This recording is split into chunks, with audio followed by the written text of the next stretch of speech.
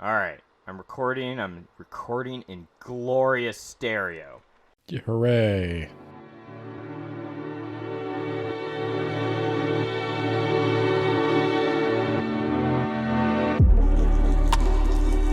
Words About Books is the podcast you're listening to. I keep wanting to do that. You're listening to Words About Books, Ben. Oh, God. I'm Nate, and that's Ben. We're professionals. How did you damage your environment this time? That was my controller. I was moving it out of the way, and it decided to... It came at me, man. It It leapt decided right to at rocket me. across the room. We all saw it. It came at me with a knife. I defended myself like a man. I beat it back. We're all good. Okay, there it goes Yeah. again. All right. We're good. We're good. So how's it going, Ben? It's going pretty good. I'm not entirely sure what we're discussing today. That's fine. When are you ever? But I've once again been summoned to the table with very little to go on. You said something, the Spider-Man movie's still in theaters. We gotta hit that while it's hot. Yeah, actually, that was where I was going with that. Something, the Spider-Man movie still in theaters. And you know what? We can't talk about that because it's not a book. True. So, we just go to the next best thing. Did you know there's a thing called a... Hold on. A comic book? I thought you were gonna say a graphic novel. Oh, I guess that's also true. I thought we were bookmen, though, not novel men. We're students of the written word, and I do understand that graphic novels contain often many written words. This is true. They also have pictures, so you don't have to read quite as much. I'm surprised no one has ever brought these to my attention before, ever. It's amazing you've avoided them for so long. They're quite famous. We've actually even covered some of them on this podcast, so Oh my god. that's interesting. That is interesting. Where was I? And maybe the spiral took your memory. Yeah. I decided a long time ago I wanted to potentially talk about the Superior Spider-Man, what I'm going to call right now the greatest Spider-Man story ever in the world. That I read this one and I didn't read any other ones, so, you know. This may surprise you to know, growing up I read a bunch of the X-Men comics, but I'm going to lump that all into I read X-Men and I read Spider-Man. So I've actually read many of the runs of Spider-Man. Oh my god. And I have read a little bit. I haven't read the whole thing, though I kind of know how it ends, the only way it could end. The Superior Spider-Man. Oh my god. You even read some of this? If I'm correct, this is the one where Peter Parker's soul is lost in another dimension or something, and Doc Ock takes over his body. That's not exactly right, but yeah, you got the gist of it. It doesn't really matter where his soul or his mind or whatever is. Dr. Octopus is now Peter Parker and Spider-Man. Right. So is this... I want to ask you this. Is this the only Spider-Man comic you've read? I think as a kid, I read a Spider-Man comic here and there. See, I wanted to point out real quick how unqualified I am in general on this podcast. I'm taking that to a whole new level of unqualifiedness. I could not think of a weirder run of Spider-Man to start your Spider-Man adventure on. So I got all my Spider-Man and really all my superhero knowledge through the animated cartoon shows. That's probably why I liked DC more growing up, because the DCAU Get Wrecked, was the Spider-Man great. cartoon was awesome. Oh no, I saw that too. I like Justice League more than I like that. I like the Spider-Man cartoon. I like the Spectacular Spider-Man, even though it only got 2 seasons, and that's like a crime. Thanks, Disney. But The X-Men cartoon was possibly the single greatest comic book cartoon ever made. I didn't see enough of that. I've seen episodes, but I guarantee you've seen way more of that than I have. I've seen all of it, so yeah. Oh my god. It even has Morph, your favorite. Morph is featured on this podcast. Yeah. I can't remember when, but Yeah. he did. I can't remember when, and I don't know anything about him other than he's male Mystique and he dies. I remember telling you about Morph, and you're like, did you just make that up? And then I put a clip from the cartoon in the episode. Well, yeah, because Mystique is the more well-known version of Morph. When I Googled it, I found... Did it say, did you mean Mystique? No, the only YouTube clip I could find that I wanted was entitled Morph, the Worst X-Men.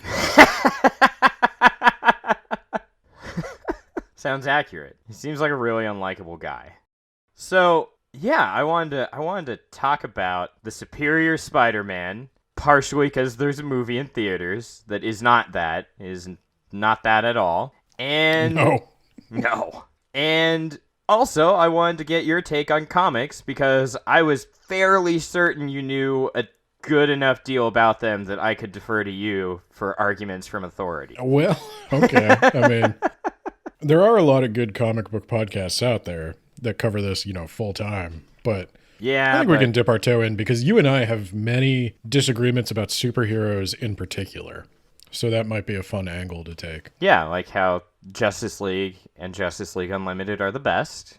I cannot, and this has nothing to do with the movies because I don't watch the Marvel movies anymore either. But I cannot stand DC in any way, shape, or form. I shouldn't say in any way, shape, or form. There's a handful of things I like.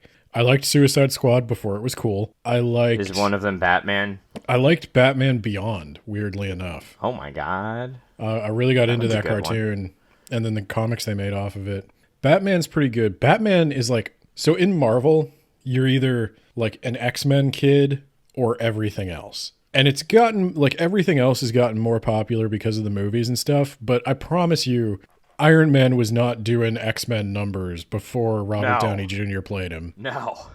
Iron Man, from what I understand, and this is from me, a guy who doesn't know dick about superheroes, especially not Marvel. Iron Man was like a third-string hero. Yeah, he was the leader of the Avengers or whatever, but he was not. It's always Captain America. Well, whatever. Yeah, you're right. No, you're right. I know there was an Iron Man TV show. It looks awful. Yep. Like from the 90s. It looks like garbage. Yeah, it was. Yeah. I think that Robert Downey Jr. just is Iron Man anymore. Yeah. His is the portrayal that they've gone with. Is that true? Are basically the comics they totally... Yeah. Okay. All the comics are the movies now. But what I was going to say is, you were either an X-Men kid or everything else. And I think it's the same with DC, where it's kind of now, there's more spillover in DC, but a lot of people are only in DC for the Batman. And they don't pay attention to any of the stories where Batman interacts with the wider world, because much like it doesn't make sense for the X-Men to exist in a universe where literally every other superhero is beloved except them. Right. It doesn't make sense for Gotham to exist anywhere near the DC universe. Actually, that's a really good point. Why are people like, good job, Captain America? You did some steroids back before it was not cool anymore. But you over there, you're a filthy, disgusting mutant. I want to see you hanged. It's partly because they wanted to tell the story of the oppressed underdog, and every kid wants to be the X-Men, and everybody's like, yeah, Wolverine everybody really is comes me. off as an underdog. Well, Invincible, has claws, goes around stabbing and killing people, Wolverine died recently, and then he came back. Yeah, that's all right. Well, that was one of my questions, or one of the things I wanted to talk about. Oh, did Wolverine come back? Yeah, no, the whole dying and coming back. It's especially bad in the X-Men. But go on. Do you want me to wait till the end of this, where everything is returned to the status quo, basically, or do you want me to just dive into that can of worms now? Well, I was going to say that was the only way it was ever going to end. They're not going to have a run where Doc Ock okay, that part makes sense pilots to the me. corpse of Spider-Man. Okay, I'm gonna get into that in a moment after I go through a really brief synopsis. But Ben, here's a question for you. Okay. Where do you start when you want to pick up a new comic series? Like, you personally. Because I've been told, start wherever you want. But, I feel that assumes on some level you're familiar with the character first. So, I might get yelled at by... Hashtag canceled. I don't think I'll get canceled, but I might get yelled at by comic book nerds if I use the wrong terminology here. But... They're nerds. comic books, especially the superhero ones, they tend to have what I would call a run, which is usually a consistent team working on it.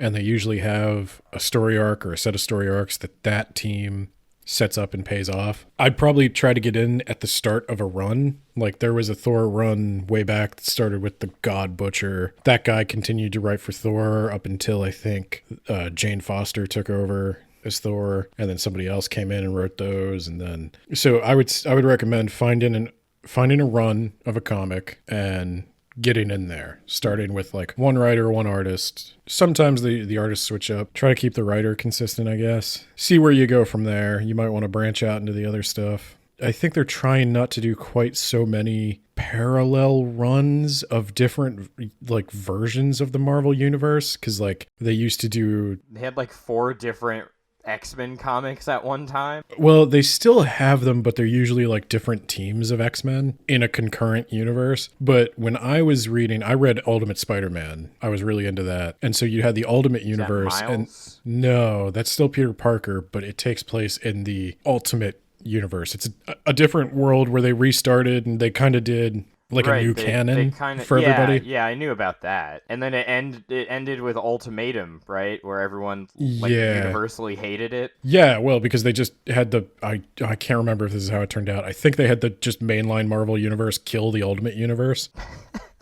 I can't remember how it ended. They might have done one of their like, oh, psych, we did a moral consequence, but we pull it back at the end like we always do. Oh, wait, was that the one where... Didn't Magneto destroy the world or some shit? Well, Magneto reversed the polls, but that didn't... I feel like Reed Richards was a big deal in that. I think there was He's evil Reed Richards. In general. After Ultimatum, they ended the Fantastic Four. They've since brought it back, but they ended Fantastic Four for a while, and like Reed and Sue were existing in some realm outside of the universe as like demigods. It was weird. Okay. All right. That's why I think people say to start anywhere, because the tendency with all of the superhero comics is that they get weirder and weirder and more high stakes and more high stakes. That's where we're looking at with the movies now, actually. Until it can't possibly sustain itself anymore. We're getting that way with the movies, it sounds like. Then they got to reset. So they did Thanos, and now after that they started doing alternate realities and parallel universes. So this is a Superior Spider-Man. I think that was all one run. I think that was one team for most of it. It ended off of whatever the hell the one before. Is it Amazing Spider-Man before that? Oh, there's been Amazing, Spectacular. I don't know. Now we've got Superior. The best. Yep. It's right there on the cover.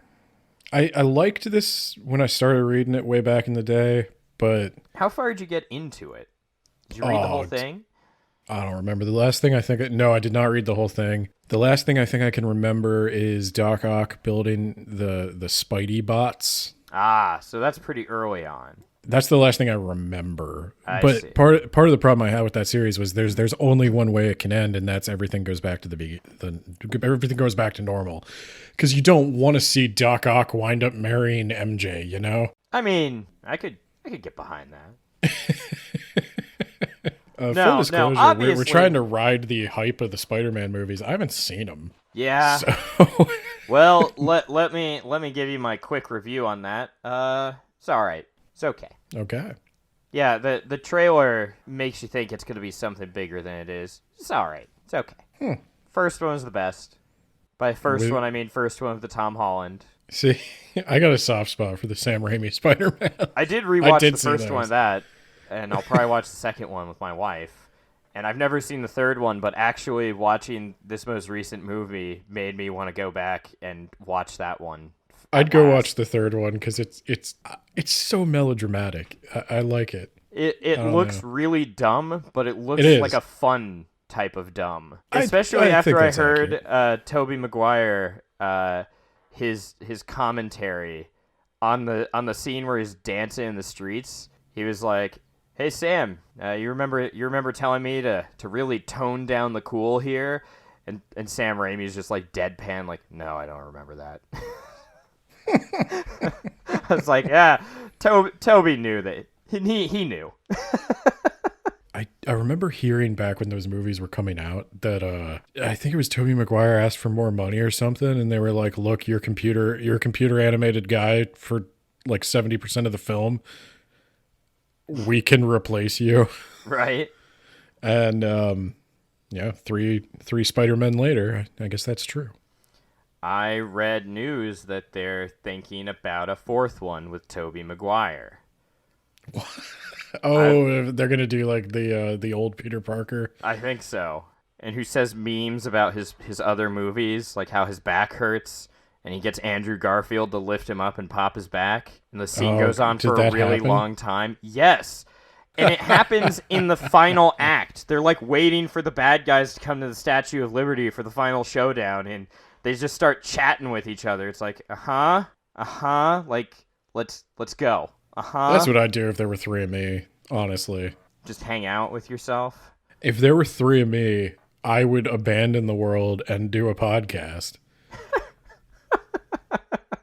And it would be the most confusing podcast in the world because you wouldn't be able to tell which one of us was which. Well, what if the other two are played by different actors? Oh, that'd be interesting. So, like, it's just me and Seth Rogen and Topher Grace, yeah.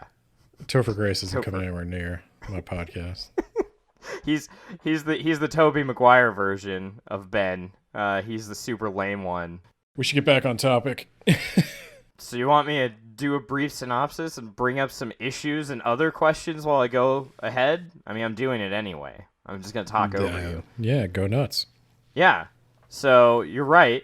I guess Doc Ock put he transplanted his mind, but like just the brain signals into Peter's brain.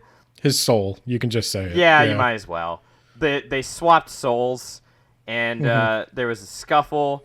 Doc Ock just wanted to live the good life and be in Peter's body. And Peter tried to reverse it. I guess he fails. He dies. But at the end, Doc Ock learns, say it with me, Ben, with great power comes great responsibility. Trademark. Okay. So he's like, I'm gonna be Spider-Man, but a better Spider-Man. And he does. You know how he does that, Ben? By creating spider bots to be Big Brother. And he ignores petty crime because, like, he's got to get his doctorate, man. He doesn't have time for that shit. I'm okay with that. Me too. I don't really need a super being. Right? Breaking the ribs of petty criminals.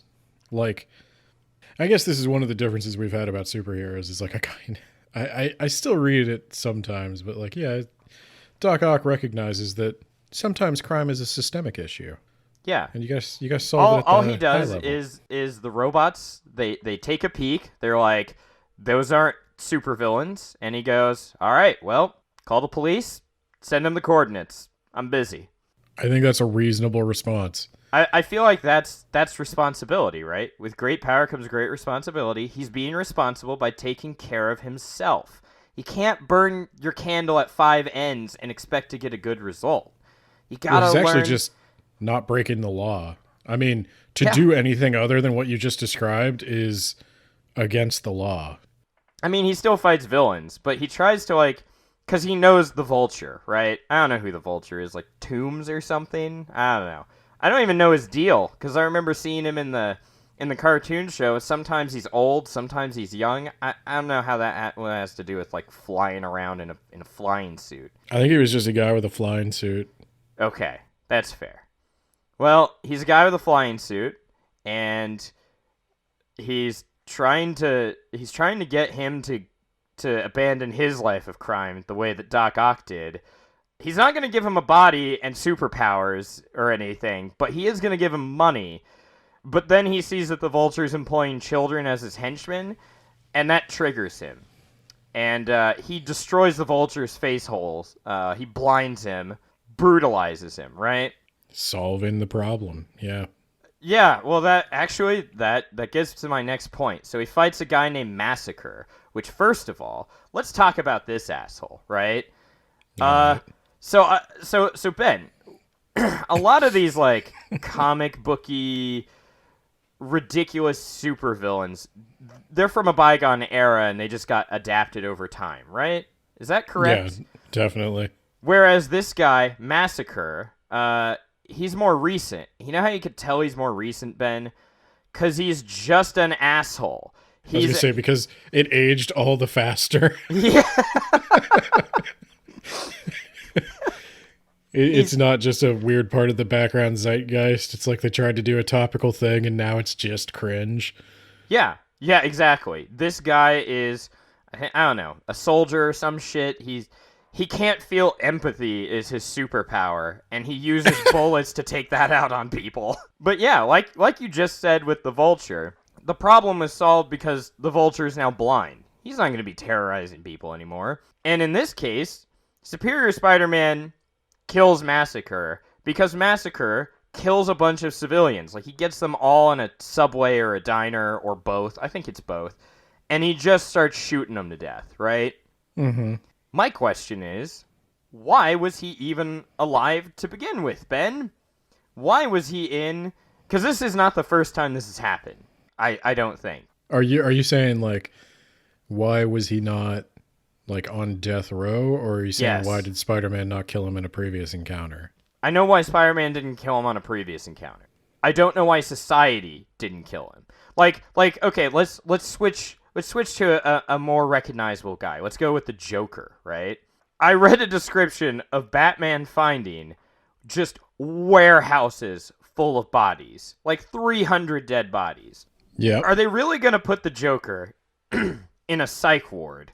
And when he breaks out, are they really going to put him back there?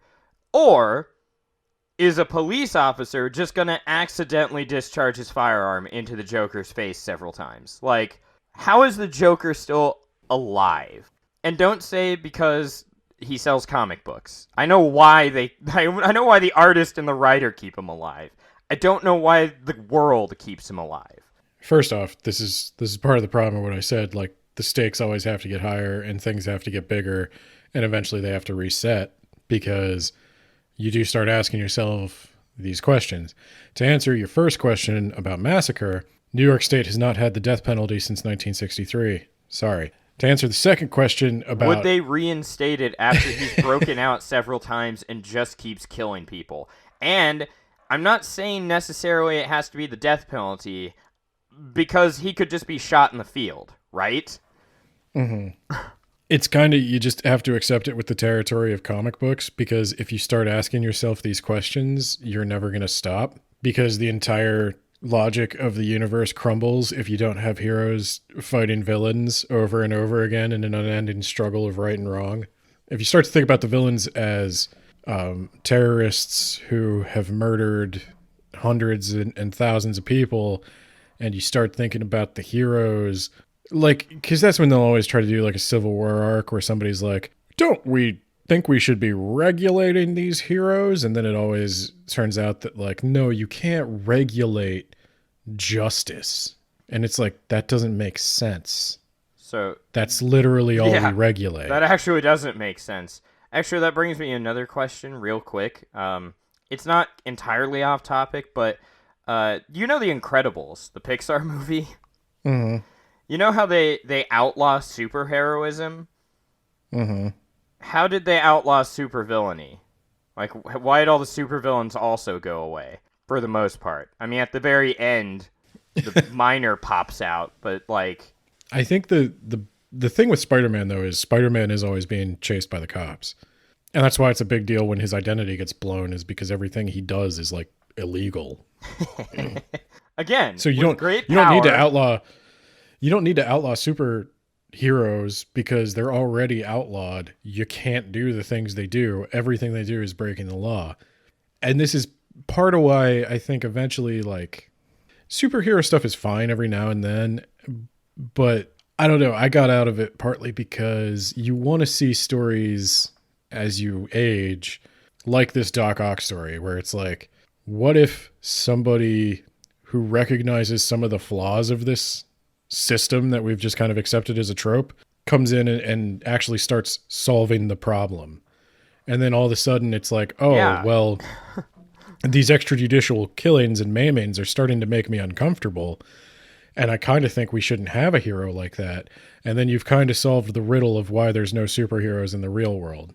Yeah, also Doc Ock, he commits more to the science side. He's trying to just like solve human problems through science when he's not out punching supervillains in the skull. Yeah. It's like, yeah, much better use. I think I saw a comic. It was either with the Flash or Superman. It was a parody where it was like, how can I do the most good? And someone's like, run on this treadmill and power our city. Give us free power forever. That's much better than punching a guy occasionally. And I don't want to, I'm not the first person to have this super deep insight. No, we are the first ever, Ben. We're pioneers. But obviously one of the problems of the superhero trope is when it does bleed into real life for some people, where you want to be a hero, you want that recognition, and so you find yourself needing a villain, and you start yelling at Anthony Fauci and coming up with these grand conspiracy theories that don't pan out because you just need a villain so that you can be a hero. We'll call him the Drug Master. He spikes you with drugs with his needles that he throws from his cape suit. It's like all those people that carry around guns just praying they get to do some self-defense. I think the Doc Ock story is interesting, and I still read X-Men sometimes because it's a big soap opera, and I'm a sucker for drama. But in general, I think DC is more guilty of this than Marvel, which is why I tend not to like DC. I think Marvel sometimes tries to do a little more self-examination, but... Well, yeah, DC, most of those guys are just like super-powered gods. Yeah, and I don't really... none of them can lose. And you can make fun of Marvel because... Wolverine dies and then he'll come back. Cyclops dies and he'll be back. There's already another Cyclops if you count that. But X-Men's messy. I think there's 3 Jean Greys right now. Oh, that's hot. Oh, sorry. That's weird, Ben. What? I don't know how there are 3. That's really weird. Is it bad whenever there's an attractive redhead? I just immediately think of my wife and that's not a bad instinct to have. That'll keep you out of trouble. That'll keep you out of trouble. Probably keep the 3 Jean Greys from ripping your limbs off, too. So, you know what I'm actually interested in is Invincible, because I liked the show, and I saw the fact that the comic book had an ending, and that really gets me going, that there's an ending. The arcs end at some point in a conclusive way. I haven't engaged much with Invincible, the cartoon or the comic. It looked kind of like a Watchmen kind of thing, where it's like, oh, what if there was a god among men? They'd be pretty bad, actually. Humans are egotistical creatures. No, he's an alien, Ben. Whatever. He has a redemption arc, too. He has a heel face turn. Good that you use that terminology, because this is exactly wrestling. Yeah. Actually, superhero comics are exactly wrestling, yeah. Well, I was going to say it's wrestling, except, you know that wrestling doesn't always just reset. You know, its characters do have arcs and change. Yeah, because they are made of meat and they will die. They do eventually age out. Yeah. Well, I mean, Vince McMahon will never let them retire, so they don't age out, but they do die. Too real? No. Vince McMahon's never going to die. He just keeps living. He found the Dragon Balls. He wished for immortality, but not eternal youth. So he's just going to keep aging, but he's never going to die. Once he hits 120 and he's mostly just a skeleton, he's going to come out and wrestling's going to be awesome again. Oh, ugh. Anyway, let's see. You know, there's stuff in the Superior Spider-Man that I'm sure other people who actually followed it would understand, but they bring in the Avengers and they bring in Spider-Man 2099. Yeah. They bring in all this stuff, and that was my least favorite part. Venom shows up. I don't know why, other than then he can get the Venom symbiote on him, and he can blame all of his bad behavior on Venom. Well, yeah, they got to do all the beats of the Spider-Man story with this new Spider-Man.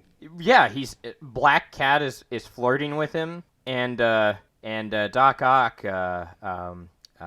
punches her in the face Oh my god. and ties her up. That's not super appropriate. No. Did she do something to him? She robbed a store or some shit. I can't remember what she did. She was doing crime that apparently warranted punching a woman in the face. Yeah. Yeah. I was gonna say, because the Black Cat Spider-Man dynamic has always struck me as very like Batman Catwoman, and I'm pretty sure they just ripped it off. Yeah. And yeah, it would be very uncomfortable if Batman just started pulverizing Catwoman. Yeah, yeah, it would. I do not think I would be on Batman's side anymore. I think I would have to call in, like, I mean, he's Batman, so like a big dude would probably suffice. Put a stop to that. That's why they usually, if he has to stop her, he throws like something that ties her up, or he uses grapple gun and trips her. He doesn't kick her in the face. Yeah, they always have that game of cat and mouse where they outsmart one another, and it's cute because they like each other, and we, the audience, know that. Who did Batman wind up having a kid with? Was it Talia al Ghul. Talia? Okay. Yeah. And then that kid became the most insufferable thing ever. Sorry for everyone who likes Damian Wayne. He sucks.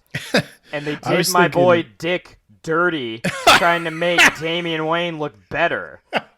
He's garbage. Dude, the Robins were so weird. The whole, like, Batman Corporation, I forget what they call it. Batman Inc. Yeah. Yeah, Batman Inc. is so weird because it is like a business. And he just collects these misfit children that are really good at acrobatics. Honestly, I would watch that if Batman was like, hey, you know, punching criminals in the face, not really working. How about we fix the problem that causes crime in the first place, and then punch other people in the face? You're gonna enjoy The Witcher. Oh my god. 9 out of 10 orphans die, but that 10th one becomes a Witcher. Oh my god. He's kind of like Batman, but like... Does he talk like this? Kind of. I'm wearing hockey pants. I'm gonna tell you right now, Geralt's hot. I don't know. Well, he was Superman at one point, right? I mean, I'm straight, but like, maybe not for Geralt. Is he as attractive as Pierce Brosnan? Is that... Oh my god, Henry Cavill. Henry Cavill in that wig and his tight little leather number. So yeah, I don't know how much more I really need to say. He kills another guy, and he frames Jameson, who I guess is the mayor. That happened at some point. Hey, get Jameson. I never liked Jameson. I liked him in the movies because he's funny. I like J.K. Simmons. Yeah. Hey, I like Jameson. He's Omni-Man. Oh shit, he's a good Omni-Man. Yeah. He's Tenzin in The Legend of Korra. Oh my god. Yeah. Does he ask Korra to get pictures of Spider-Man? That'd be awesome. God, they should have done something like that. Okay, so I gotta ask you, how does it end? Let's skip to the end. Green Goblin, of course. He's back. Okay. I mean, I don't know how... Does he kill him? No. No. So Trying to early think how Green in the Goblin's gonna run, make this better. Doc Ock purges Peter's mind completely because they want you to believe this is just the status quo now, but no one believed it, obviously. And of course, Yeah. Peter gets back, right? And the thing is, Green Goblin, basically, Doc Ock has been going around taking out, like, the kingpins of crime. Like, the kingpin himself, Hobgoblin, for some reason. The Vulture's little kid minions are recruited by the Green Goblin. Like, every time he's victorious, the Goblin's there to take his shit, right? To get more territory or whatever. I don't know how crime works, Ben. I don't know how crime works. But yeah, the Green Goblin is now the Goblin King. And he goes after all of... David Bowie would like a word. Goes after all of the people closest to Peter / Doc Ock. Obviously, Who's close to Doc that's Ock? what you do. He's flirting with his college tutor. Why does Doc Ock need a tutor? I don't remember why. Isn't he just like I phoning in? think Doesn't he have like 6 PhDs yeah, when he's Doc Ock? I think what happened is he was forced to by the universe. I don't fucking know, man. I don't know. It's all a contrivance so that he can meet this girl and fall in love. Okay. Because he's Doc Ock. He needs to get Okay. some lovin' too through the body of Peter Parker, if you know what I mean. I do. But Doc Ock realizes he's not the kind of guy, he's not the kind of Spider-Man to just kind of leap into danger and rescue people, even if it might come to, his own personal harm. So he realizes cop. he can't save the woman he loves, and so he voluntarily relinquishes the body to Peter. And That makes his no soul, goddamn sense. His soul goes on to the afterlife, I assume, to hang out with Obi-Wan Kenobi. And Peter's back in control. He beats Green Goblin. I guess they have a cure for the Goblin Serum, so Osborn isn't the Goblin. He's not crazy anymore. And then they're going to put him away in jail, but then one of his cronies activates a thing, and it messes with his spider sense and allows Norman Osborn to flee. And that's the end. And again, it can't allow anyone to grow. What I mean is, Doc Ock learned the lesson of, basically, great power, great responsibility, blah, blah, blah. And he also learned that, stealing people's bodies, that's wrong, man. No, he has a heel face turn, right? Good old wrestling. He finally sees the light at the very end, and he turns over a new leaf and willingly sacrifices himself. And then, sometime later, there's a clone of Doc Ock that happens to have been created or some shit before all this happened, so he's just a villain again. I don't understand why people like this shit. Well, a lot of people will stick around for that run, and then they'll take a break for years. They'll go read another comic, or they'll stop reading comics. That's probably accurate. You're probably not wrong. Or they'll go watch the amazing DC animated universe and realize it's the best depiction of DC comics ever, and you're just not going to top it. Well, I'm sure it is, but there's just no stakes in DC. That's not true. What could possibly happen? In Marvel, okay, everybody who dies is going to eventually come back. We know that. But they could die. Wolverine can lose the fight. I know Superman has died, but Yeah. Yeah. But it's just going to be kryptonite again, and it's Or magic. Or magic. Or getting punched in the fucking face by Darkseid. But when Superman fights, what is even happening in his body? Are his cells capable of rupturing? Yes. And to be fair, I didn't watch the Superman animated series. I just skipped to Justice League, so I don't know.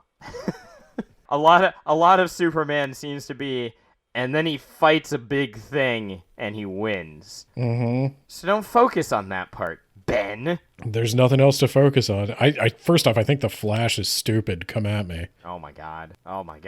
I think Wonder Woman's okay. Martian. Why is the Flash stupid, Ben? I think his power is stupid. And I know there's going to be a bunch of people out there who are like, well, actually, Ben, it's the most powerful power in the history of powers because he can vibrate atoms or some shit. And I don't care. At the end of the day, the main gimmick of the Flash is he runs real fast.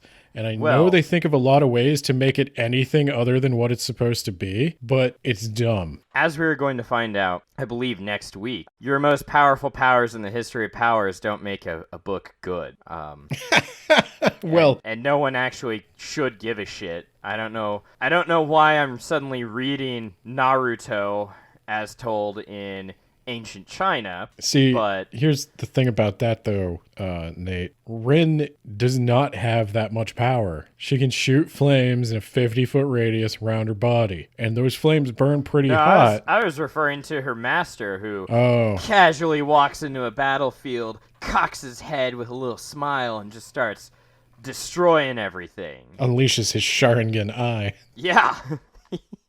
So why do Japanese comics, why do some of those have arcs and endings and characters that change over time? I can tell you why. The Japanese are inherently superior. No, I think it's because there's plenty of American comics that have stories and endings. I was going to say it's the tendency of one mangaka, one manga. When Akira Toriyama is done making Dragon Ball Z. No one else makes Dragon Ball Z. Now, I know that's a bad example because Toyotaro is currently making Dragon Ball Z, but... Wait, is he not attached to Super right now? No, he is. He still writes or something, but the guy drawing it is not Toriyama. Also GT. He didn't write GT, but he did do character designs, and he gave him like a idea of outline stuff to do. And did they go like, yeah, you, we're not doing that? No, they did it. Oh, so he's to blame for GT is what you're telling me. GT had interesting ideas, bad execution, but...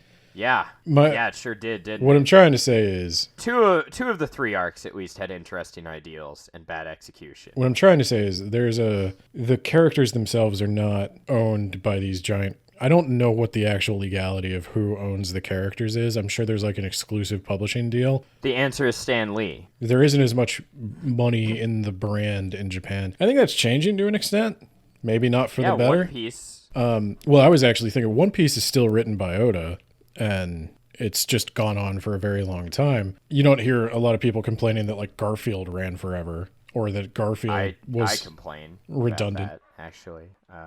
I was thinking more of like Naruto and Boruto. Now, in both of those cases of like Dragon Ball and Naruto, the original creator is still attached. It'll be interesting to see what happens when some of these internationally huge brands, when the authors either completely retire or die. I don't know. I should mention at this point that I did talk about something similar to this on an episode of another podcast. Is it that time that you were reincarnated as a guy who did a podcast? The name of the podcast is That Time I Was Reincarnated as an Anime Podcaster in the Same World. It's a long name, but check it out. It's worth a listen if you want to hear me go into great detail about the relationship, particularly in the West, between comics and manga, and why I don't think manga necessarily needs to be accorded this like special weird status. But that's probably not going to be popular either. I don't think I have a lot of popular opinions. That's why we're not making the big bucks. That's probably why. It's probably my fault. Yeah, that sounds about right. Thank God we're talking about Spider-Man when it's in theaters, am I right?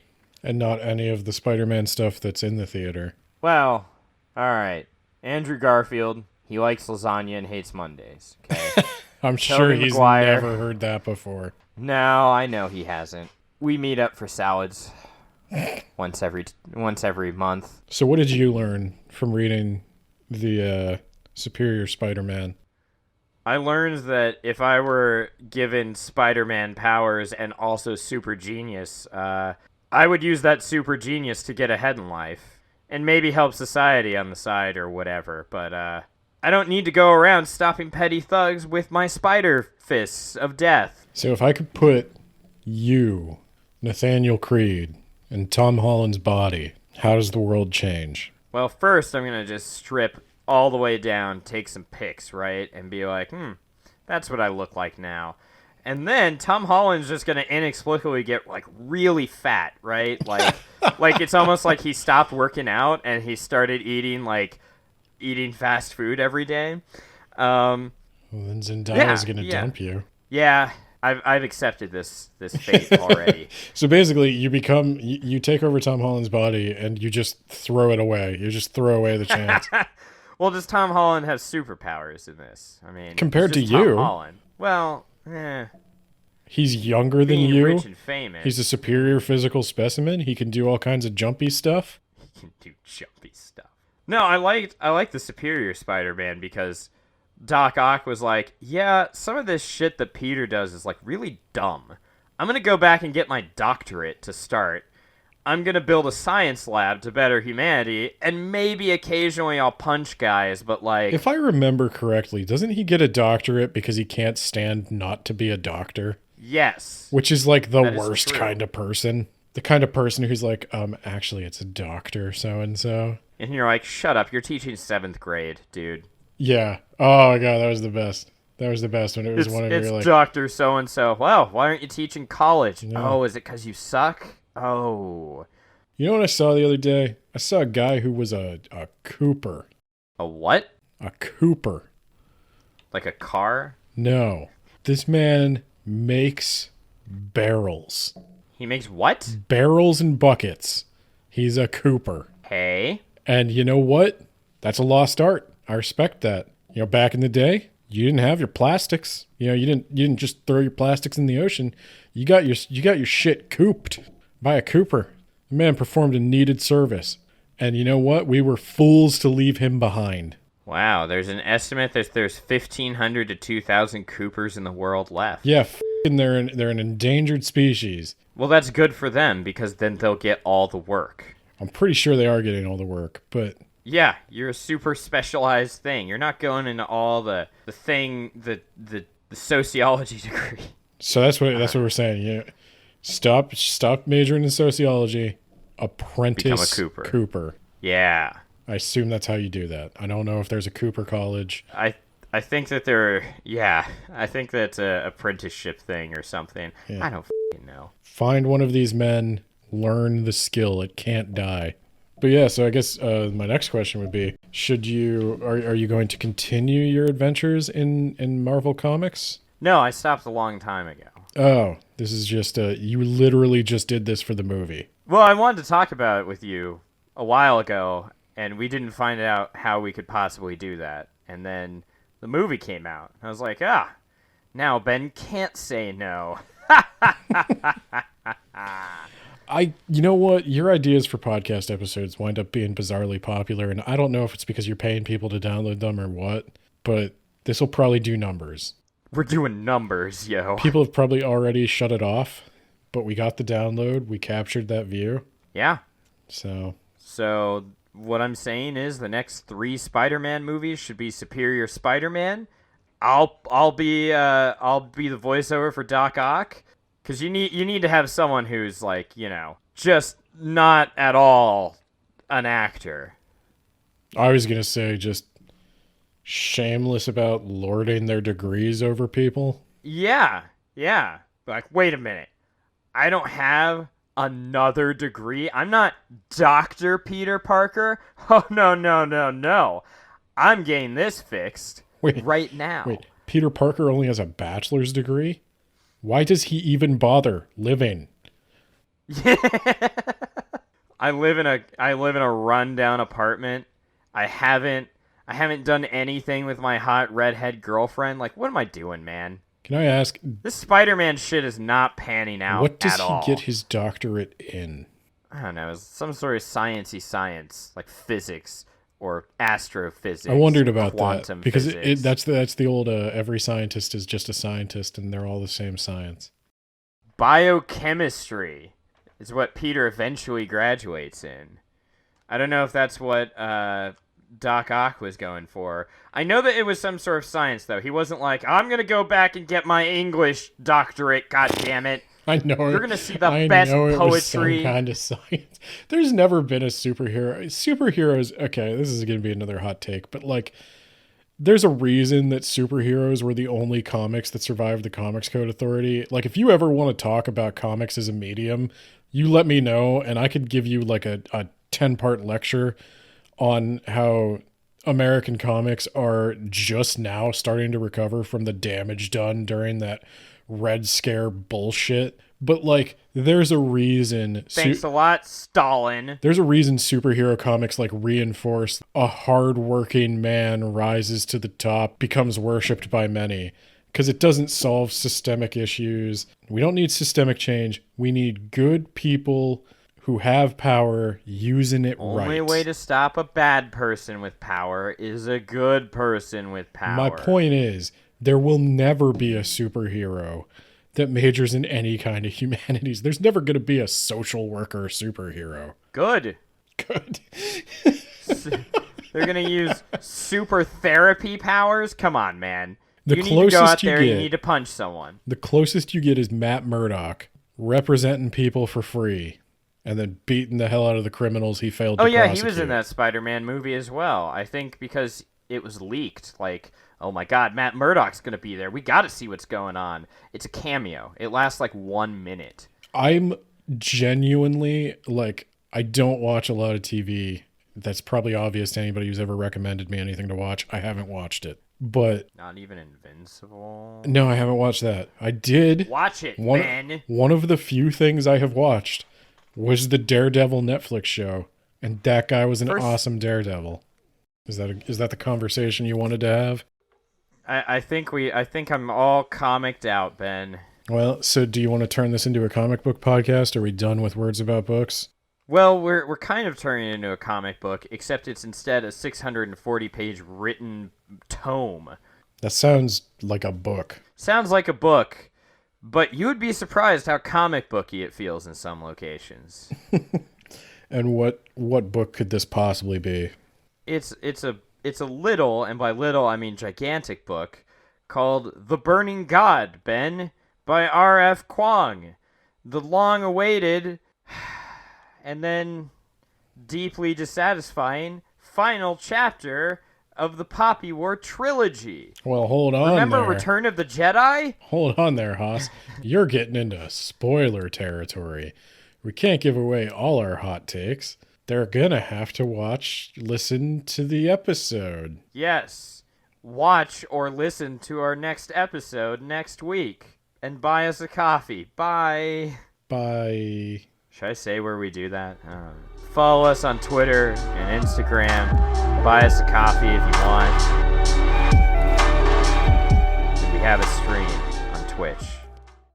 Instead of cutting your apple, just eat the core, idiot. Life hack. Little Caesars is a move of desperation. Yeah, Little Caesars is like, ah, shit. I've got $5. I need pizza right now. I need 10 pizzas yesterday, which is good because that's when they were made, Little Caesars. Like the history of math, it can't be left behind. What sex cults might they be in? You can do a lot with a barrel.